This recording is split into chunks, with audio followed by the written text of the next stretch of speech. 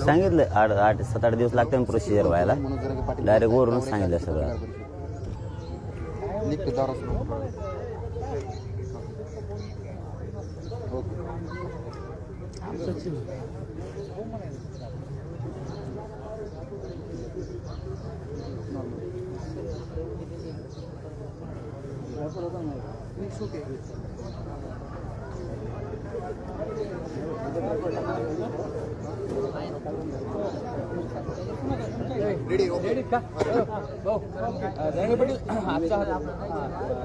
आजचं दौऱ्याचं बद्दल थोडंसं आम्हाला निवेदन करा. पाटील, आजपासून तुमचा महत्त्वाचा दौरा सुरू होतोय. मोठाले करा म्हणा फक्त. आजपासून तुमचा महत्त्वाचा दौरा सुरू होतोय. काय सांगाल, हा दौरा विशेष कसा आहे? हा दौरा आंतरवालीहून आम्ही अहमदनगर मार्गे आळंदीला जातोय. आळंदीला मोठा कार्यक्रम आहे पुणे जिल्ह्यात.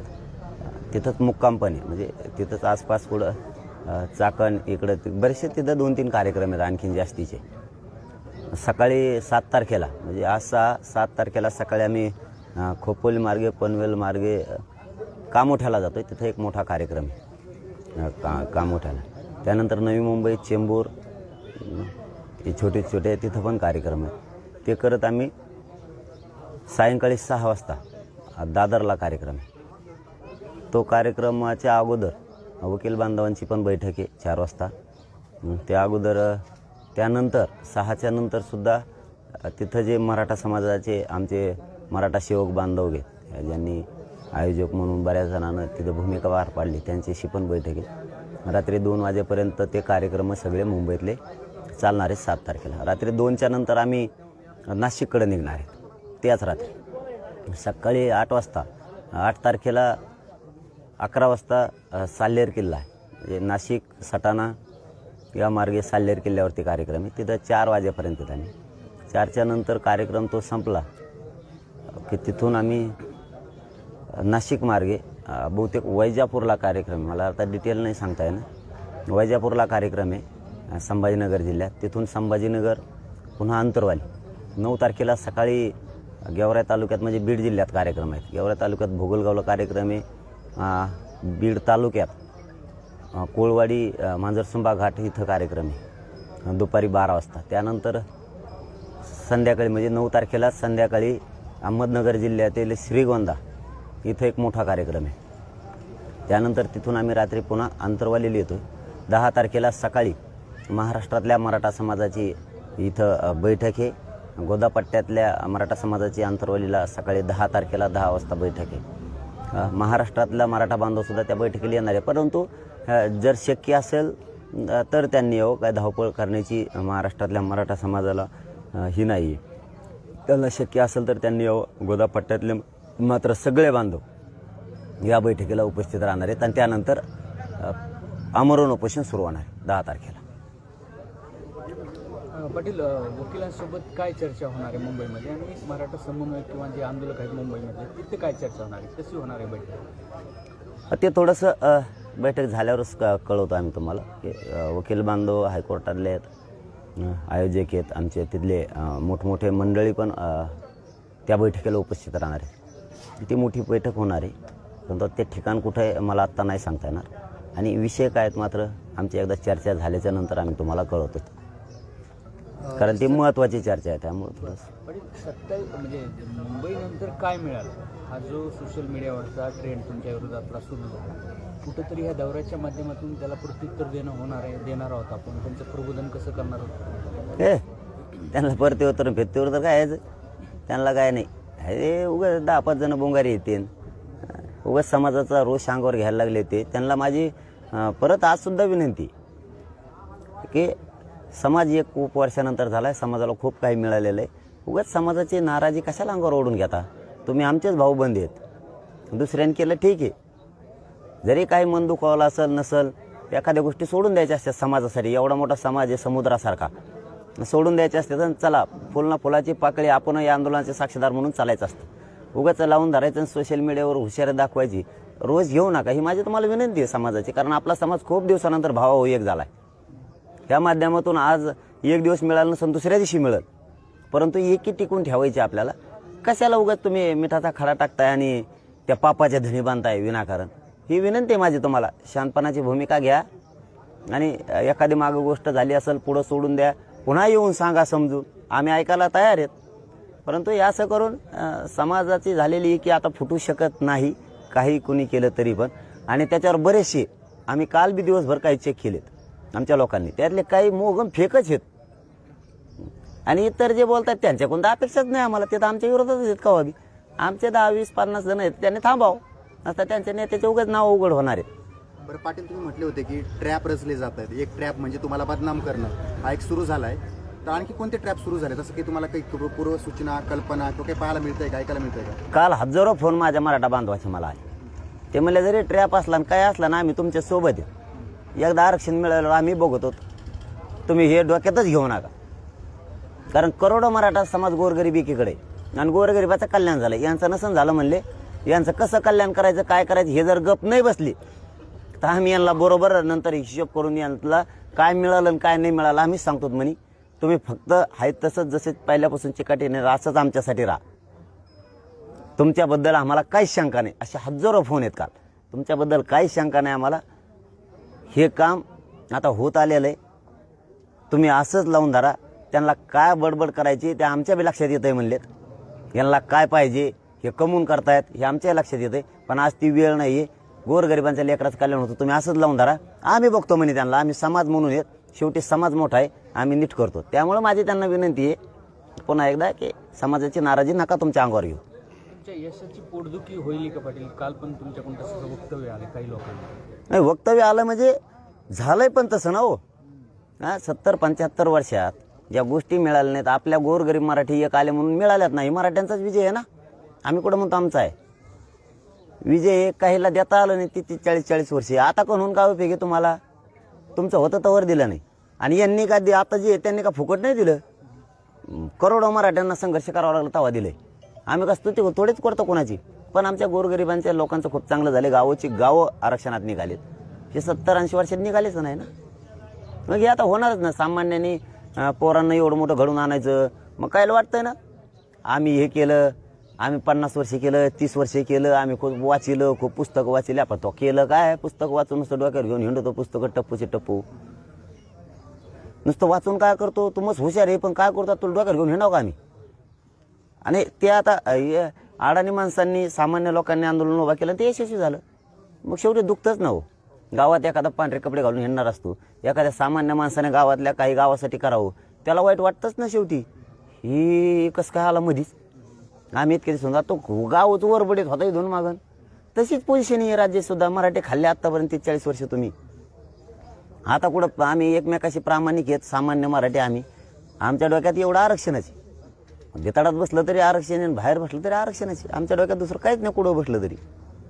पाटील, मुख्यमंत्री कार्यालयाकडून तुमच्याशी काही संपर्क झालाय का? कारण तुम्ही जो काही इशारा दिलाय 10 तारखेपासून उपोषणाचा, त्या संदर्भात काही संवाद झालाय का? कारण असं कळतं की संवाद होतोय नाही होत, काही कल्पना नाही. नाही, काही नाही, संवाद नाही, फिवत नाही. नेटवर्क सध्या जाम आहे. बरं, कोणी जाम केलं नेटवर्क? काय माहित कोण आहे मध्ये राहुल गांधी असं म्हणाले की इंडिया आघाडीचं सरकार आलं तर 50% मर्यादा जी आहे ती हटवणार आणि जातीनिहाय जनगणना करणार. देशात सध्या आरक्षणाचं वातावरण आहे. कोण म्हणलं? राहुल गांधी. इतके दिवसाची ठीक आहे. आता ते त्यांचा विषय, आमचं आरक्षण मिळत आलंय आता, हे जवळपास होत आलंय. पण ठीक आहे, करून द्या त्यांना, काय करायचं ते. शुभेच्छा त्यांना म्हणल्याबद्दल. आम्हाला काय, आमचं असं धोरण आहे बघा, कोणी मरून मराठ्याला आरक्षण देणार पाहिजे. मग हे असू नये ते असं, आम्हाला काय हे देणं घेणं तुमच्या पक्षाचंही नेत्याचंही काय नाही. आमचं ध्येय आरक्षण आहे, मग कोणीही द्या, आमचं हे म्हणणं आहे. पण आता हे होत आलंय, आमचं आल्यातच जमा आहे आता. परंतु जाऊ द्या, मराठा आरक्षणाबद्दल शब्द व्हायना काढला त्यांनी. शंभूराज देसाई असं म्हटले की मराठा आरक्षणासंदर्भात कार्यवाही चालू आहे, प्रयत्न चालू आहेत, सारखं आंदोलन करू नये. नाही, मग आता तुम्ही 15 तारखेला अधिवेशन ठेवलंय, 16 तारीख आहे हरकतीची. 15 तारखेला अंमलबजावणी त्याची व्हायलाच पाहिजे त्या कायद्याची. गुन्हेही 2-3 दिवसात मागं घेतो म्हणले होते, त्यालाही 3 महिने झालेत. हैदराबाद संस्थांचं गॅजेट घ्यायला समितीकडे दिलं आहे का नाही आम्हाला सांगा. देसाई साहेबांनाच आमचं म्हणणं आहे, तर हैदराबाद संस्थांचं गॅजेट समितीने घेतलं आहे का? 23 डिसेंबरपासून आत्तापर्यंत समितीने नेमके किती नोंदी शोधल्यात, काही केलं आहे का नुसती बढती कागदावर आहे हेही सांगा. महाराष्ट्रातल्या प्रत्येक गावात इथून मागं लावलं नाही म्हणून आत्ता सांगतो, ज्यांच्या नोंदी मिळाल्या त्यांची ग्रामपंचायतला यादी उद्यापासून तरी लावतात का? लावली का ती? असे कितीतरी गावात फक्त 8% एवढ्याच ग्रामपंचायतला लागले 100%पैकी महाराष्ट्रातले. 92% का लावल्या नाहीत? शिबिर बंद पडले का काय सुरू केलेली? गावागावात जाऊन जनजागृती करून तुम्हाला अर्ज घ्यायचे होते, स्पीडनं द्यायचं होतं, ते बंद पडलंय की काय? पुन्हा समिती काय करते? तुम्ही मागासवर्ग आयोगाचा अहवाल सरकारनं स्वीकारलाय का? स्वीकारलाय तर ते तुम्ही सुप्रीम कोर्टासमोर मांडणार आहेत का? नेमकी काय काय प्रक्रिया चालली आम्हाला त्यातल्या बऱ्याचशा गोष्टी माहीत होणं गरजेचं आहे. ज्या 39 लाख मराठा समाजाला तुम्ही प्रमाणपत्र वितरित केले त्यांचा डेटा देतो बोललात आलाय का? ओबीसींच्या सवलती मराठा समाजाला आरक्षण मिळेपर्यंत सगळ्या मराठ्यांना मोफत शिक्षण केलंय का? सगळ्या सोयऱ्यांच्या अंमलबजावणीच्या बाबत याबाबतही त्यांचा नेमका काय खुलासा आहे हेही गरजेचं आहे, कारण ती अंमलबजावणी आम्हाला पाहिजे 15 तारखेला. त्यासाठी महाराष्ट्रातल्या मराठा समाजाच्या वतीनं सगळ्या पक्षातील आमदारांना आणि मंत्र्यांना आमच्याकडून विनंतीपूर्वक आव्हान आहे की 15 तारखेला जे अधिवेशन होतं आहे, विशेष अधिवेशनात आपण सगळ्या सोयऱ्यांच्या कायद्याची अंमलबजावणी करण्याबाबत ताकदीनं तो मुद्दा लावून धरावा. आणि महाराष्ट्रातल्या मराठा समाजाला आज माझ्याकडून विनंतीपूर्वक सांगणं आहे की आपण आपले जे मतदारसंघ आहेत ह्या मतदारसंघातल्या आमदारांना सुद्धा 15 तारखेला या सगळ्या सोयऱ्यांच्या कायद्याची अंमलबजावणी करण्यासाठी यांना बोलण्यासाठी भाग पाडा, यांना बोलायला लावा. सगळ्या मराठ्यांनी त्यांना निवेदन द्या किंवा फोन करून सांगा की तिथं विशेष अधिवेशनात सगळ्या आमदार मंत्र्यांनी बोला म्हणून. आपण आपल्या मतदारसंघातले सांगितल्याच्या नंतर मराठ्यांनी कोणचा बोलतोय नाही बोलतोय हे तुमच्याही लक्षात येईल, मग आपलं कोण हे मराठ्यांच्या लक्षात येईल. त्यामुळं आपण आपल्या आमदारांना फोन करून सांगा मतदारसंघातल्या किंवा निवेदनं द्या की 15 तारखेच्या अधिवेशनात सगळ्या आमदारांनी मंत्र्यांना सगळ्या सोयऱ्यांच्या आदेशाच्या बाजूनं एका जुटीनं आणि एक मतानं बोला म्हणून. छगन भुजबळ साहेबांनी जे न्हावी समाजाबद्दल स्टेटमेंट केलं होतं मराठा आणि न्हावी समाजाबद्दल, त्याच्यात त्यांनी दुरुस्ती केली. ते म्हणजे की राज्यातल्या न्हावी संदर्भात बोललो नव्हतं मी फक्त त्या गावापुरतं बोललो. ते काही म्हणताय त्याचं नाही का प्रश्न विचारित जाऊन दे, इथून पुढे सोडूनच देऊ आपण ते बेरीजीतून. आता कामातून गेले ते कुंकडं त्याला काहीच कळा नाही ते काय म्हणताय ती. एवढा मोठा समाज हे गोरगरीब समाज आहे, एक तर आमच्यात भांडण लावतोय, आमच्यात तर लागतच नाहीत हे त्याला सिद्ध झाले. पण आता त्यांनी केलायच अपमान, कारण तो मंत्री आहे, त्याने अपमान केलायच, कायद्याच्या पदावर बसलेला आहे, तर त्यांनी त्याचाच समाज येतो ओबीसी. तो म्हणतो ना मी ओबीसीचा नेता आहे. तो जर खास ओबीसीचा नेता असला तर त्या गोरगरिबांचा तू घोर अपमान केलेला आहे, त्यांची माफी मागून टाक. तो खास ओबीसीचा नेता असला तू माफी मागून टाक त्यांची. आणि तो जर माफी नाही मागितली तर ओबीसी बांधव असं समजणार आहे की ह्यो जाणून बुजून बोललेला आहे अपमान करायसाठीच, याला आपल्या ओबीसींशी काही देणं घेणं नाही, ह्यो काहीही बोलू शकतो, अपमान करू शकतो, मी मगरूर आहे असं सिद्ध होणार आहे. मग तू मगरूर आहे म्हणून तू जाणून बुजून अपमान नसता माफी माग त्यांची, गोरगरीब त्या न्हावी बांधवांची. पाटील, जे सर्वेक्षण सुरू होतं, सर्वेक्षणाला बऱ्याच जणांनी विरोध दर्शवलाय, लाखो कुटुंबियांनी सर्वेक्षणाला नकार दर्शवला. त्यांचा रेकॉर्ड किंवा डेटा म्हणतो ना आपण, तर देण्यास त्यांनी नकार दिलेला आहे. त्याचा परिणाम भविष्यात होऊ शकतो का? नाही, मग ते बघायला लागणार आहे. इतक्या खालच्या छोट्या छोट्या गोष्टी जर बघायच्या असतील तर त्याचा तपास आणतेच ते बघावं लागेल खरं काय आहे. त्याच्यावरती एवढ्या मोठ्या आयोगावरती आपण माहिती नसताना उत्तर देणं बरोबर नाही. मग पाटील, तो एक सोशल मीडिया जो ट्रेंड सुरू केला आहे, काय मिळालं मुंबईला जाऊन, ते काय सांगाल? जाऊन द्या, मिळालंय, सगळं मिळालंय, त्याला नाही मिळालं. मी कालपासून समाजाचे आम्हाला फोन आलेत, त्यांनी सांगितलं काय मिळालं काय नाही, गोरगरिबाला माहिती आहे, त्याला नाही मिळालं ना, त्याला आम्ही बराबर नीट करतो नंतर. कारण शेवटी त्याने कोणत्या पक्षाचा तो कार्यकर्ता आहे, कोणत्या पक्षांचा तो नेता आहे, कोणत्या नेत्याने त्याला बोलायला सांगितलं आहे, आमच्या ध्यानात यायला लागलं आहे म्हणे. तुम्ही जसं आत्तापर्यंत तुमचं कुटुंब सोडून, आता हे सांगायचं नव्हतं पण तुम्ही पुन्हा पुन्हा प्रश्न विचारला म्हणून सांगतो, जसं या गोरगरीब समाजासाठी पूर्ण बाजूला सारून कुटुंब ते समाजाला परिवार मानलंय तुम्ही आणि आमच्यासाठी लढताय, आम्ही तुमच्या सोबत आहे, तुम्ही काळजीच करू नका. सामान्य सगळे करोडो सोबत आहेत, 5-50 म्हणजे काय, हे कोणत्या तरी पक्षाचे आहेत, यांना कुठंतरी दुखलं, यांना काहीतरी मिळालं नाही म्हणून हे आहेत. आम्ही समाजसोबत आहेत, आम्ही बरोबर करतो त्यांना. नीट राहिले ते थांबलेत आहे नसतं आम्ही त्यांना व्यवस्थित सांगतो कसं असतं ते.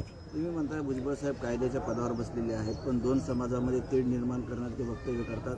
त्यांनी राजीनामा दिला आहे, पण तो स्वीकारला नाही. मुख्यमंत्र्यांनी त्यांचा राजीनामा स्वीकारला पाहिजे. दिलाच नसेल त्यांनी, ते लय शहाणा आहे का? त्याने काय दिला नाही, त्याचा आम्हाला काहीच फरक पडत नाही हो त्याचा. तो कुठं बी राय, आरक्षण ओबीसीतच घेणार. तो राष्ट्रपती बी होऊ द्या.